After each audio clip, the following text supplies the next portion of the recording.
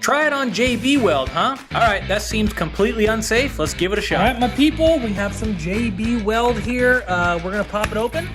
So there we have it. We have some two-part JB Weld Epoxy, and I'm gonna squirt it on the table here, and well, I'm gonna mix it up using my fingers. Now, I do not recommend this stuff. It is very dangerous, and it will give you a chemical burn on your skin, so when you get this stuff on your skin, you need to get it off right away.